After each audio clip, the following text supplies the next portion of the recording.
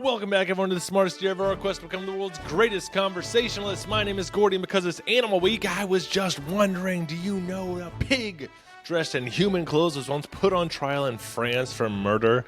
Give me 5 minutes, I bet you can work this into a conversation today. And first, like and subscribe so you can keep up. I do this every single day. You may know the saying kangaroo court, but for centuries in Europe, animals were actually hauled before judges, tried for crimes, and sometimes even executed. Pigs, rats, locusts, you name it, really. If it could cause trouble, it could be indicted. The most infamous case happened in 1386 in Falaise, France. A sow was accused of killing a child, and the pig's defense lawyer was even granted leave to call witnesses, including neighbors who all testified to the pig's typically docile nature before the attack. Unswayed, though, the court ruled it guilty of homicide and had brutally sentenced the pig to death by hanging. And the pig was hanged in the town square, dressed in a jacket and trousers as a form of public humiliation. Records show that townspeople gathered to watch just as they would for a human criminal.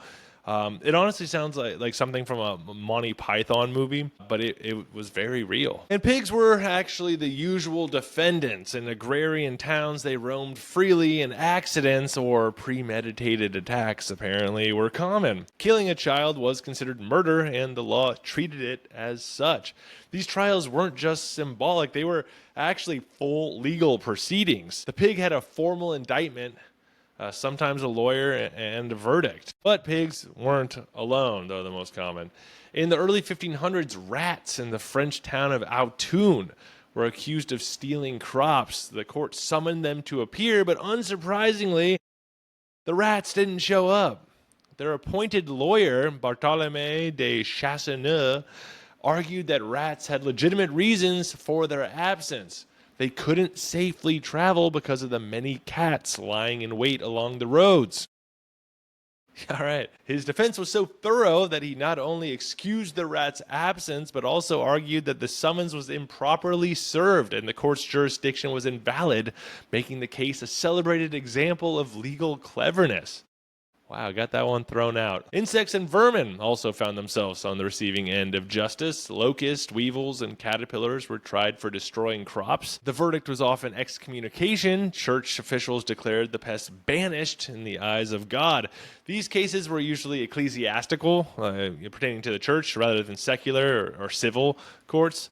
They were a form of ritualistic justice intended to use the power of the church to deal with plagues. For one case of locusts, the court even held a formal procession to the fields to show the pests the plot of land that they were being banished to, reinforcing the ritualistic nature of the punishment. Can you imagine that? Just like, all right, let's take those locusts so they can see where we're going to move them.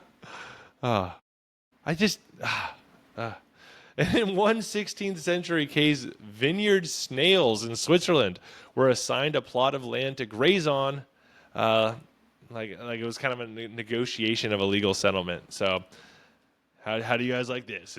Is this good enough for you, snails? Like, all right, we'll call it a deal. Other animals ended up in court for stranger reasons. In 1474, a rooster in Basel, Switzerland was burned at the stake for laying an egg.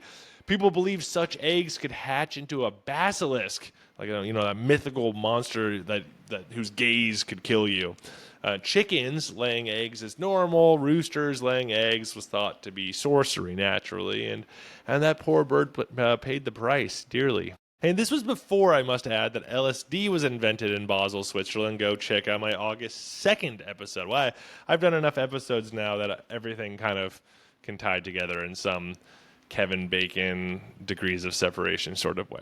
But this rooster was not just burned, it was also formally condemned as a sorcerer in a public legal proceeding that included the official reading of the charges, adding a layer of legal and religious authority to the act.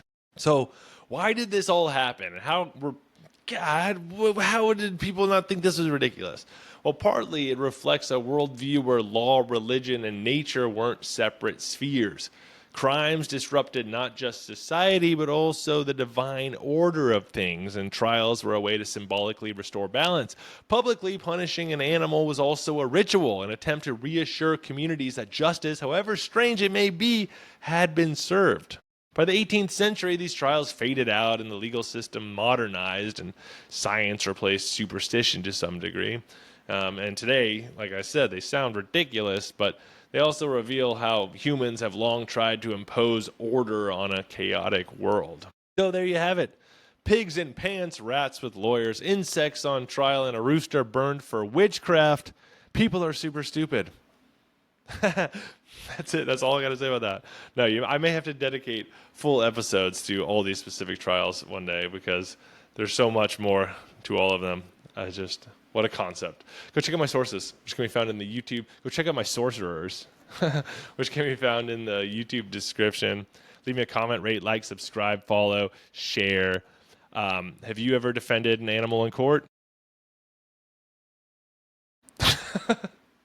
I couldn't even think of anything else to say after that. It's like, all right, I don't know. Go check out my short version, which can be found everywhere on social media at Smartest Year Ever. That's how you can find me for that little condensed version. And in the meantime, stay curious and stay clever on our quest to become the world's greatest conversationalists.